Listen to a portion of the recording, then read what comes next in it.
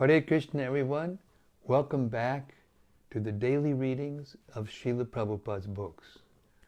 When we read Srila Prabhupada's books like we do every day, we get the rare opportunity to associate with Srila Prabhupada, with Srila Prabhupada's empowered representatives, the great souls, Krishna, the Supreme Personality of Godhead, his most intimate associates, Uddhava, Shukadev Goswami, Narada Muni, Lord Brahma, and all the great souls. They are actually personally present in the sound.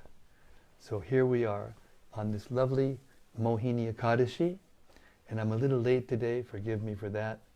We did our 64 rounds dutifully, every Ekadashi, and I had some very intense phone conversations and other things before, so I'm a little late today, please forgive me. So we'll get right into it. Associating with the best association we can have. Srimad Bhagavata Mahima Stotram, Srila Sanatana Goswami's beautiful glorification of the Srimad Bhagavatam. And it goes like this. Sarva Shastrabdi Piyusha, Sarva Vedaika Satpala, Sarva Siddhanta Ratnaja, Sarva Lokaika Drikprada. O nectar from the ocean of all scriptures, singular fruit of all the Vedas, rich mine of the precious gems of all conclusive truths, you are the only giver of sight to all the worlds. Sarva Bhagavata Prana, Srimad Bhagavata Prabhu, Kalidwan Dodita Ditya, Shri Krishna Parivartita. O life air of all the Supreme Lord's devotees, O Master Srimad Bhagavatam, you are the sun risen in the darkness of Kali. You are the exact image of Shri Krishna. Paramananda Pataya, Prema Varshak Chadayate, Sarvada Sarvasevyaya, Shri Krishnaya Namostume. I bow down to you, who are supremely blissful to read. Your every syllable pours down a flood of prema. You can always be served by everyone. You are Shri Krishna himself. Madeka Bando Matsangin, Madgudo Man Mahadana, Man Nistadaga Mad Bhagya, Mad Ananda Namostute. My only friend, my constant companion, my spiritual master, my great wealth, my savior, my good fortune, my source of ecstasy, I bow down to you. Asadu saduta dayin, atinichotata kada, hanamunchagadachin mam, premna rit kantayospuda. O bestower of saintliness to the unsaintly, O exalter of the most fallen, please never leave me, always appear in my heart and my voice with pure love. Om Namo Bhagavate Vasudevaya. Om Namo Bhagavate Vasudevaya. Om Namo Bhagavate Vasudevaya. So, we've reached the 12th canto of the Srimad Bhagavatam. We're actually coming to the end of the Srimad Bhagavatam again. We've done it twice in the last few years. And Krishna has left the planet, and Shukadev Goswami is explaining what's going to happen in the Kali Yuga. All the different anomalies have been explained. And now in the 3rd chapter, Bhumi is speaking, how she feels about all of these so-called kings and great rulers who are trying to own her and conquer her in different ways. and she's obviously bigger than all of them put together. So she's giving some very potent elaborations on the anomalies of the Kali Yuga through her eyes. Very nice chapter. I think it's the Bhumi-gita, is it called? Bhumi-gita? Anyway, it's Bhumi. It's enlightening us further about the qualities of the Kali Yuga. We've reached the 36th verse. Bhumi speaking. Servants will abandon a master who has lost his wealth, even if that master is a saintly person of exemplary character. Masters will abandon an incapacitated servant, even if that servant has been in the family for generations. Cows will be abandoned or killed when they stop giving milk. Purport. In India, the cow is considered sacred, not because Indian people are primitive worshippers of mythological totems, but because Hindus intelligently understand that the cow is the mother. As children, nearly all of us were nourished with cow's milk, and therefore the cow is one of our mothers. Certainly one's mother is sacred, and therefore we should not kill the sacred cow. Text 37. In Kali Yuga, men will be wretched and controlled by women. They will reject their fathers, brothers, other relatives and friends, and will instead associate with the sisters and brothers of their wives. Thus, their conception of friendship will be based exclusively on sexual ties. Text 38.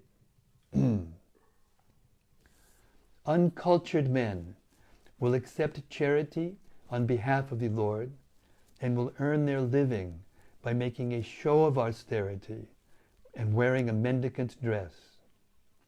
Those who know nothing about religion will mount a high seat and presume to speak on religious principles. Purports. The epidemic, there's different kinds of epidemics. Here's another one. The epidemic of bogus gurus, swamis, priests, and so forth is explicitly described here. Text 39 and 40. In the age of Kali, people's minds will always be agitated. They will become emaciated by famine and taxation, my dear king, and will always be disturbed by fear of drought. They will lack adequate clothing, food, and drink, will be unable to properly rest, have sex, or bathe themselves, and will have no ornaments to decorate their bodies. In fact, the people of Kali Yuga will gradually come to appear like ghostly, haunted creatures. Purport. The symptoms described here are already prevalent in many countries of the world and will gradually spread to other places engulfed by impiety and materialism. Text 41. In Kali Yuga, men will develop hatred for each other, even over a few coins. Giving up all friendly relations, they will be ready to lose their own lives and kill even their own relatives. Text 42. Men will no longer protect their elderly parents, their children, or their respectable wives. Thoroughly degraded, they will care only to satisfy their own bellies and genitals. Purport. In this age, Many people are already sending their elderly parents away to lonely and often bizarre old age homes, although the elderly parents spent their entire lives serving their children. Isn't this amazing? Right now in this pandemic we're going through, a lot of it's spreading in the assisted living homes of the elderly. And they're not keeping as close track of that, or they weren't. And now they're seeing the hotspots coming out. And it's all because of this.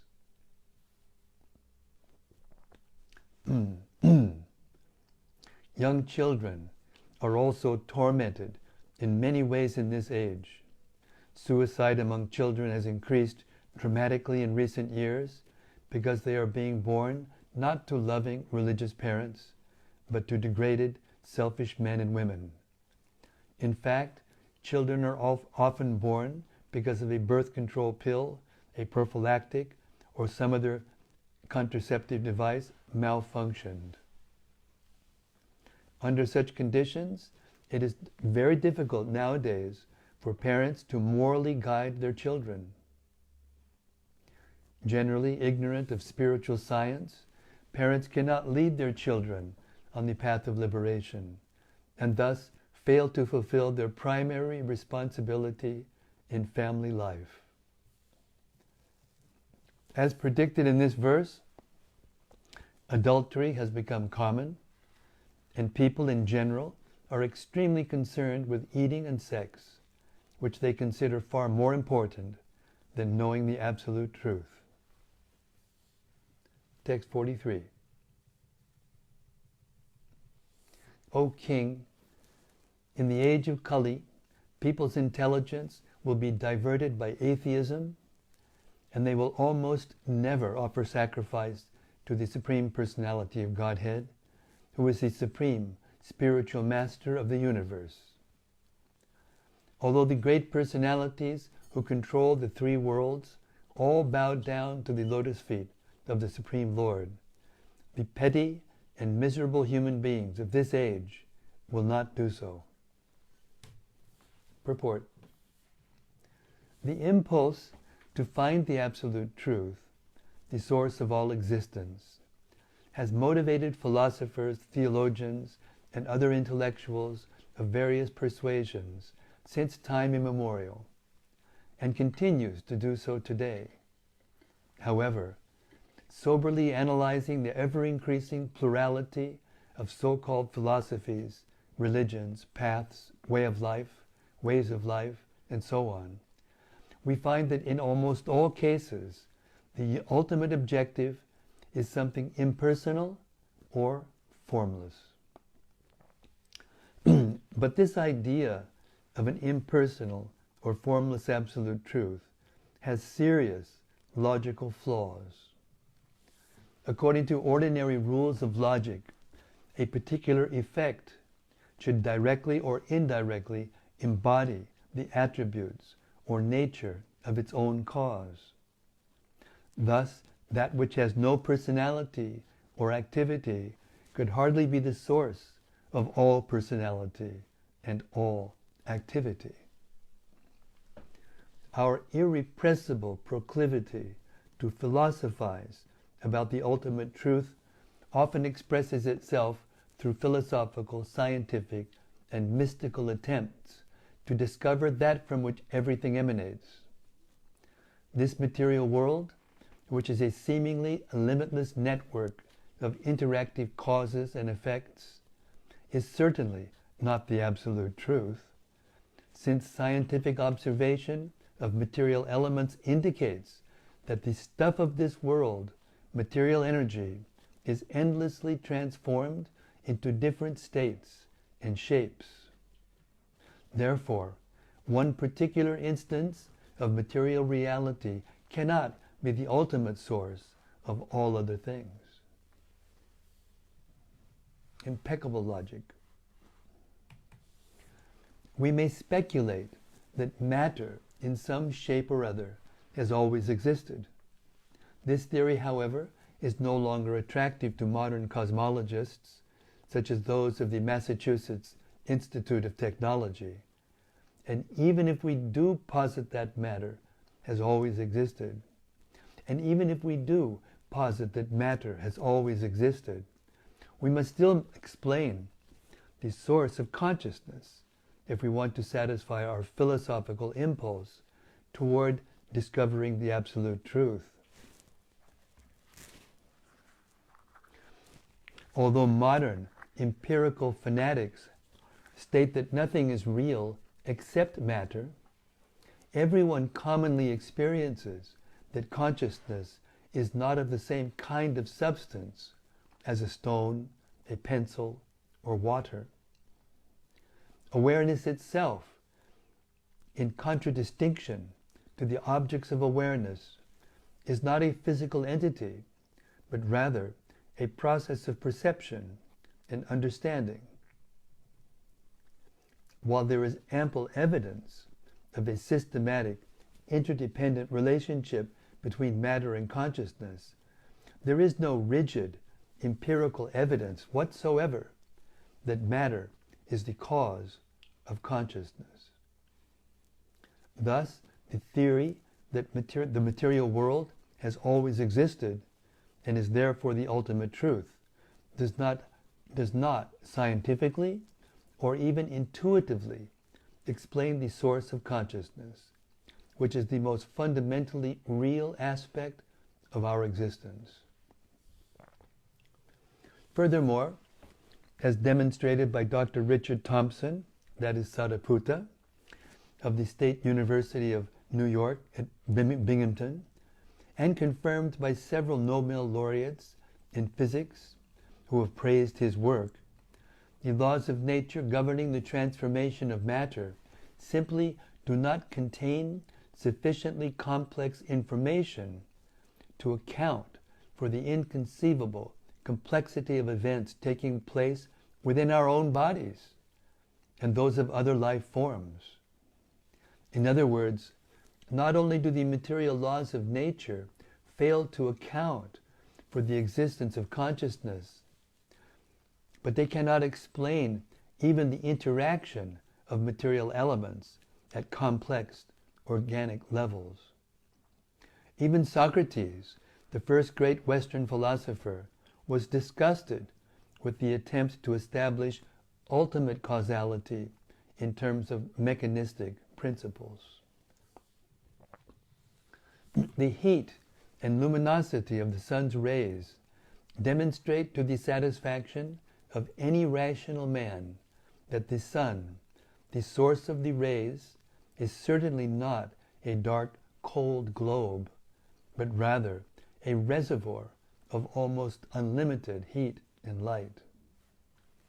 Similarly, the innumerable instances of personality and personal consciousness within creation are more than adequate to demonstrate the existence somewhere of an unlimited reservoir of consciousness and personal behavior. In his dialogue, Philebus,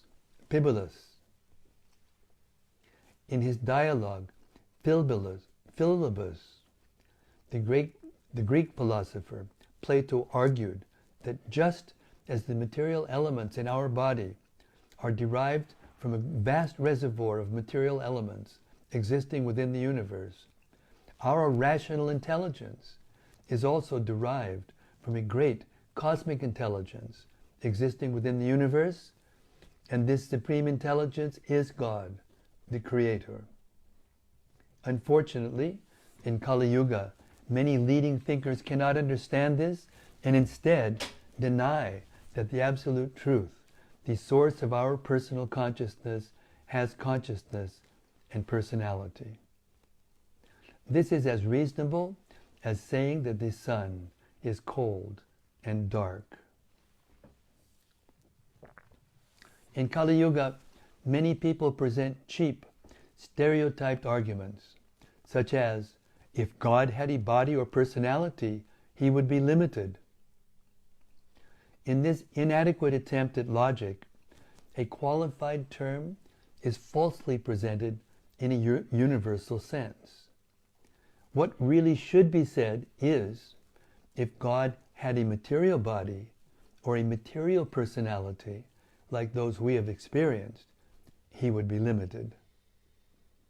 But we leave out the qualifying adjective material and make a pseudo-universal assertion, as if we understood the full range within total reality of bodies and personality.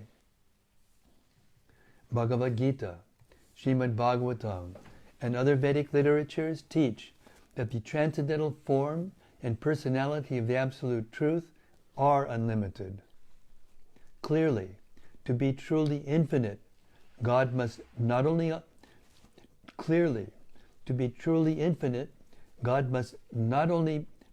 be not only quantitatively but also qualitatively infinite. Unfortunately, in our mechanistic industrial age, we tend to define infinity only in its quantitative sense, and thus we fail to notice that an infinity of personal qualities is a necessary aspect of infinity. In other words, God must have infinite beauty, infinite wealth, infinite intelligence, infinite humor, infinite kindness, infinite anger, and so on. Infinite is an absolute, and if anything we observe in this world is not contained somehow or other within our conception of the absolute, then that conception is of something limited and not of the absolute at all. Only in Kali Yuga are there philosophers foolish enough to proudly define the most absolute of all terms, God, in materialistic, relative ways, and then declare themselves enlightened thinkers. No matter how big our brain may be, we should have the common sense to place it at the feet of the Supreme Personality of Godhead. I'm clapping for that purport. That was an incredible purport.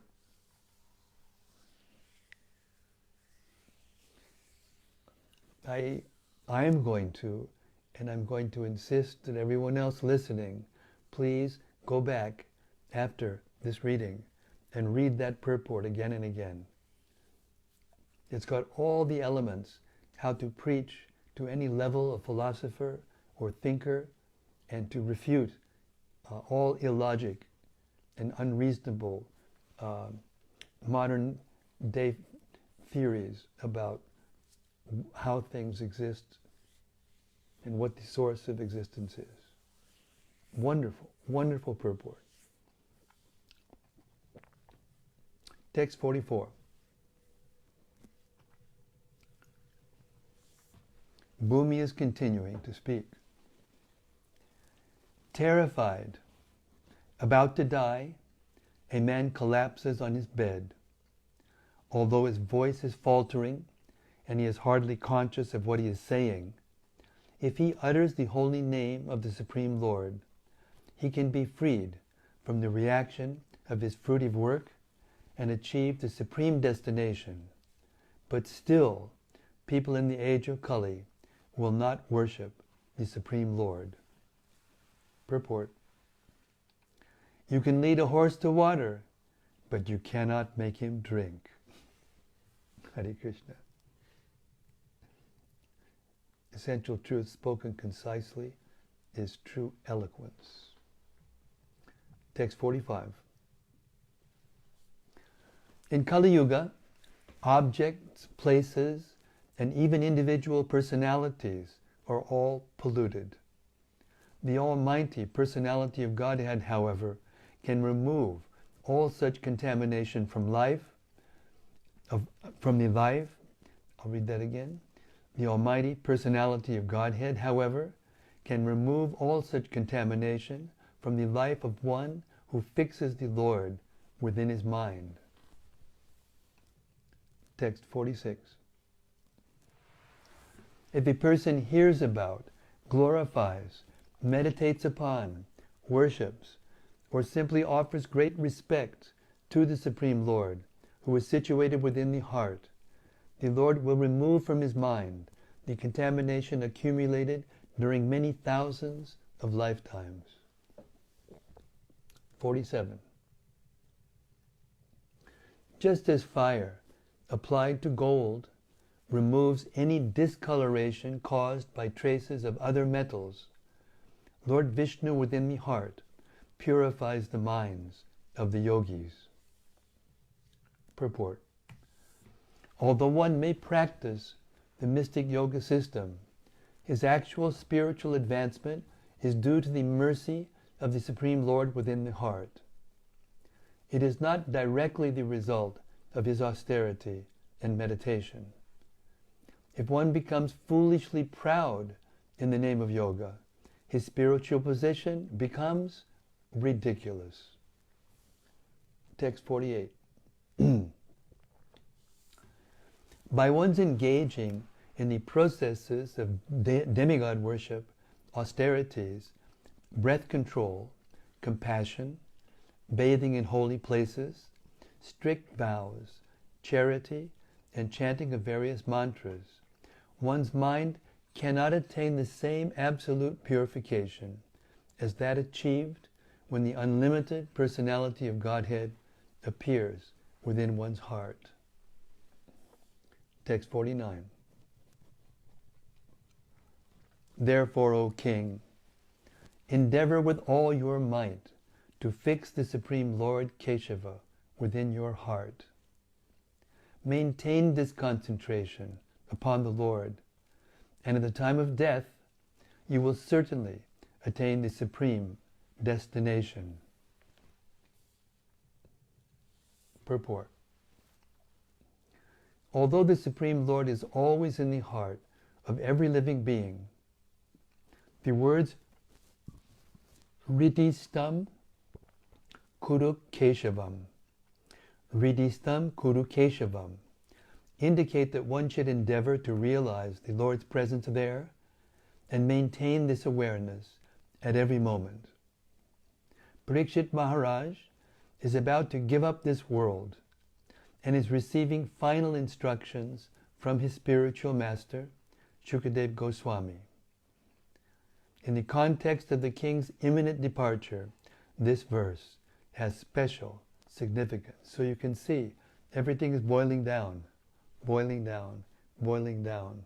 to the last instructions given to Parikshit Maharaj.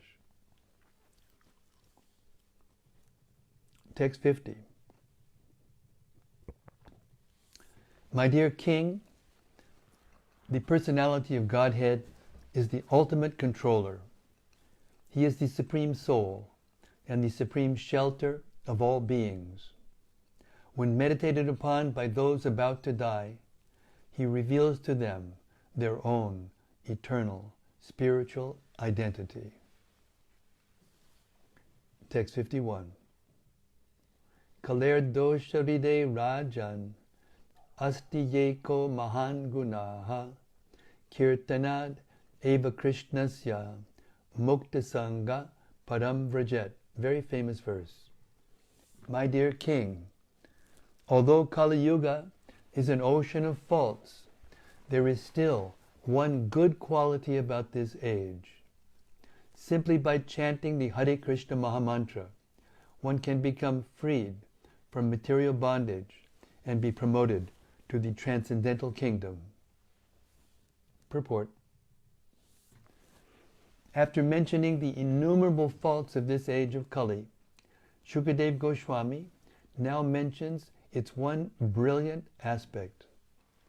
Just as one powerful king can kill innumerable thieves, one brilliant spiritual quality can destroy all the contamination of this age.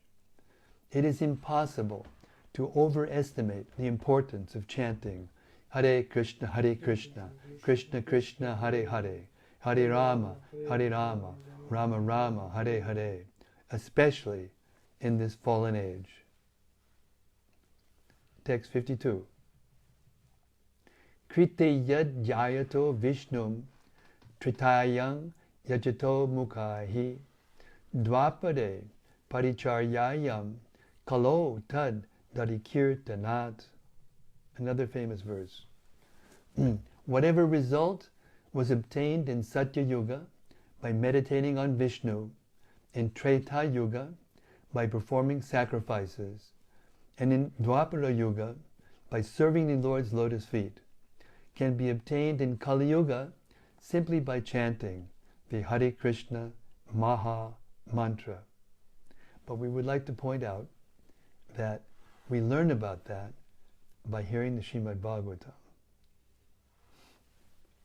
because that's where you find the verse. Purport. A similar verse is found in the Vishnu Purana 6.2.17, and also in the Padma Purana, Uttarakhanda 72.25, and the Brihan Naradiya Purana 38.97. When I was associating with Gopi Puranadana Prabhu, who was teaching Sanskrit and Brahminical principles, especially to the school in Govardhan, where we lived together,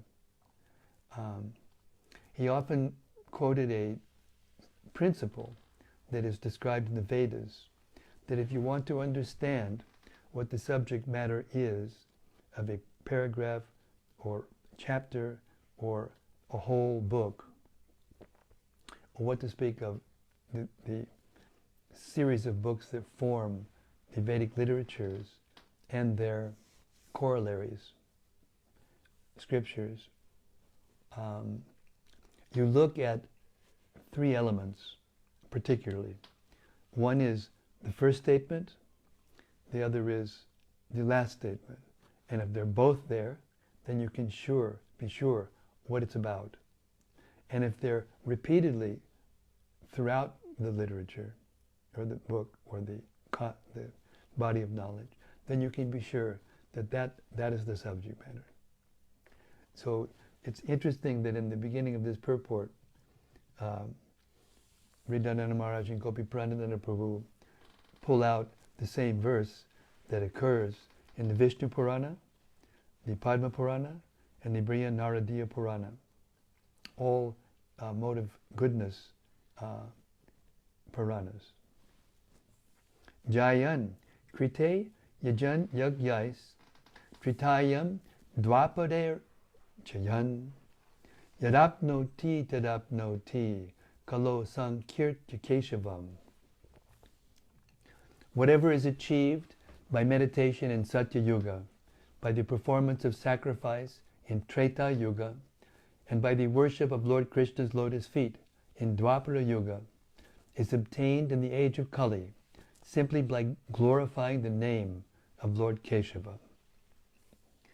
Srila Jiva Goswami has further quoted from the Brahma Vivarta Purana concerning the degraded condition of people in Kali Yuga.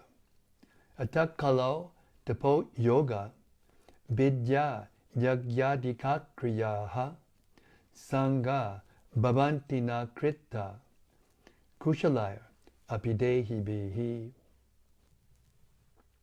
Thus, in the age of Kali, the practices of austerity, yoga meditation, deity worship, sacrifice, and so on, along with their various subsidiary functions, are not properly carried out, even by the most expert embodied souls.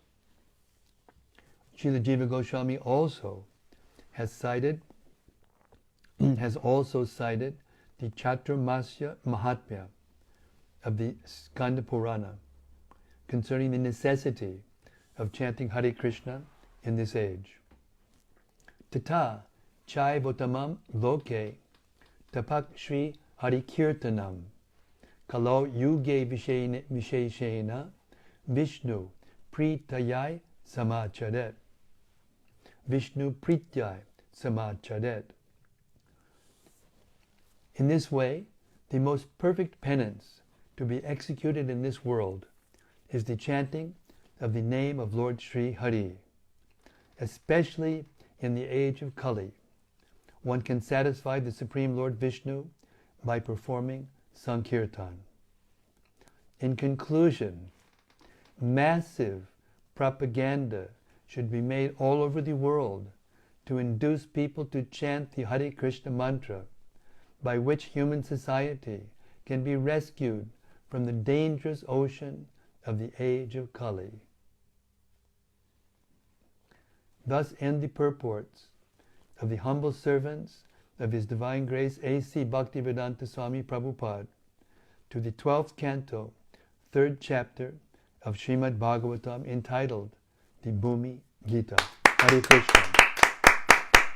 All glories to Bhumi Devi, all glories to Shukadev Goswami, all glories to Maharaj Parikshit, all glories to the Srimad Bhagavatam and the purports of my godbrothers.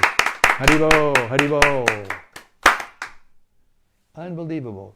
In conclusion, massive propaganda should be made all over the world to induce people to chant the Hare Krishna mantra, by which human society can be rescued from the dangerous ocean of age of Kali. So here we are, locked down. Of course, now it's starting to open up a little bit in different places, but in general, the whole world is still locked down by this pandemic, COVID-19 pandemic. And yet, more people are, well, I don't know if more people, but these readings that we're doing, and I'm hearing and learning that many devotees are doing this very thing, and it's perhaps reaching even more people than it did before. And so, just it's not a word of advice, I guess I'm begging the devotees to read these books and convince others to read these books and learn what real life is. Learn what the anomalies of this age are that now are being accepted, or at least they have been until this pandemic showed up.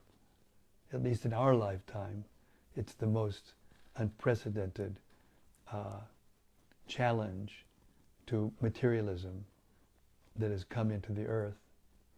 But this is the real challenge to materialism. The straight, clear, absolute definition of infinity and the infinite source of everything that must be infinite. Otherwise, there's another place where Srila Prabhupada himself defines the absolute truth as that which must contain everything within our experience and without or outside of our experience, for it to actually be the source of everything. So we cannot define the absolute truth in terms of just what we can see with our finite senses. Period.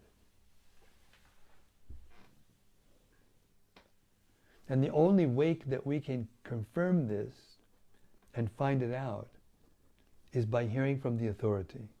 We can't get it by an academic process or a speculative, the power of our own speculative reason.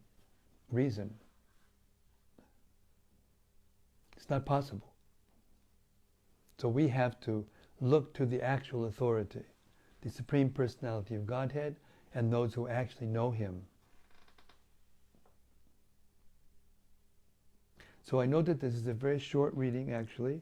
It's only 10, 20, it's only about a half an hour. But I'm going to stop here because I need to stop before 8 o'clock because I have something very, very important I have to do to tie up loose ends of things that I have done and devotees I've talked to today because of a new service I've received. And so I apologize for the short reading, but I must say that reading was very dense and very deep, and maybe a humble advice from me is to go back over these purports that we just read at your own leisure, and read them carefully. Think about them, every line. They're so deep. The logic is impeccable. Perfect preaching and logic to convince people who are incapable of expressing what is consciousness, the difference between consciousness and matter, and how the source must be fully conscious, unlimitedly conscious. Right now they're trying to develop a method of combining quantum mechanics and classical physics, Newtonian and Einsteinian physics, to come up with some kind of integrated formula to explain everything in a mechanistic way. And now they're finding that in quantum mechanics they have to include consciousness in the equation, which is not an easy thing to do, and so far nobody's done it. And here we have the Srimad Bhagavatam, which explains it clearly, definitively, comprehensively, and absolutely. We don't have to search any further. I'll stop our reading tonight, and if there's any points that we heard that you want to elaborate on or reflect upon, please, this is the time. Hare Krishna. Time for the open mic section. Those out there in cyberspace can get their points read out, and now Abhay has got a microphone right near his mouth, and he's about to start. Go ahead. Prana Hari Prabhu. Hey Prana, I knew it was going to be you first tonight, because you love these kinds of things.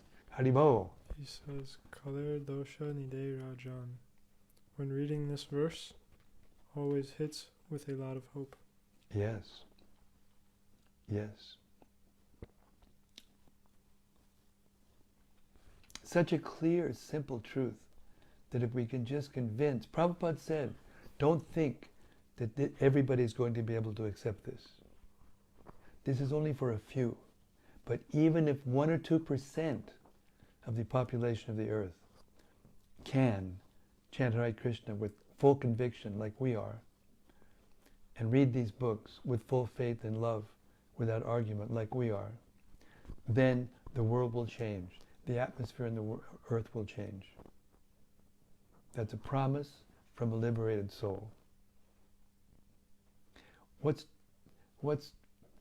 2-3% of the Earth's population today? Earth's about 7 billion, I think. What's 3% of 7 billion?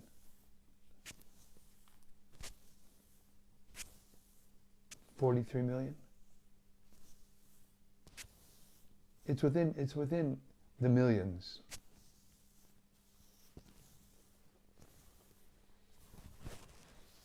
We can do it.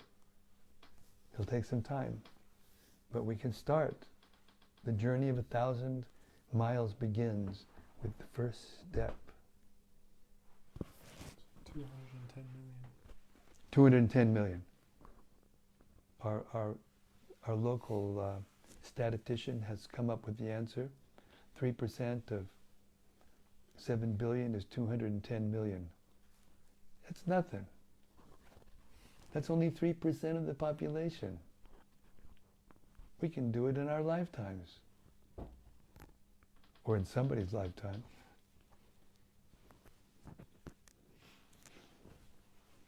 Thank you, Prana. Thank you. Anybody else? Sudevi Dasi wrote. Hare Krishna, Sudevi. You're the one with the ecstasy. Go ahead. Lay it on us. She says, Hare Krishna Maharaj, please accept my humble obeisances, glories to all Srila Prabhupada's books, and for your daily association, which is definitely the highlight of my day. Thank you very much, Hare Krishna. You're giving me energy and inspiration. Hare Krishna.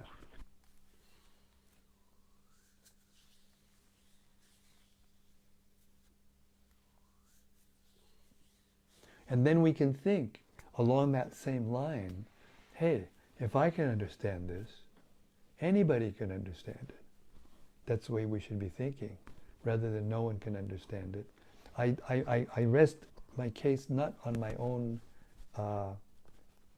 observation, but Srila Prabhupada's statement that it isn't for everyone. Not everyone is going to be able to receive this, at least in this lifetime. But it's possible for anyone to understand it. Therefore, the Panchatattva did not discriminate who was fit and who was not. They just tried to give it to everyone. And that's the glory of the holy name, and the glory of Krishna Prasadam, and the glory of the sound vibration coming from these books. That was Prabhupada's plot. Uplift the human society by Prasadam, the holy name, and the mass distribution of his books.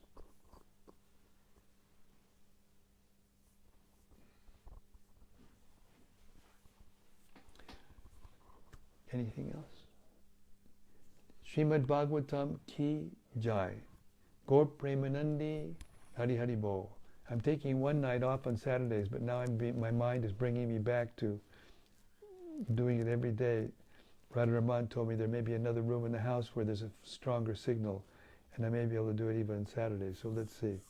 But one thing's for sure, I'll see you tomorrow night, 7 o'clock UK time. And it's the day before Nishinga Chaturdasi, so we can talk a little bit about Lord Nishingadev also, tomorrow and the next day. See you tomorrow. Hare Krishna. All glories to Srila Prabhupada and all glories to Srila Prabhupada's books. Hare Krishna.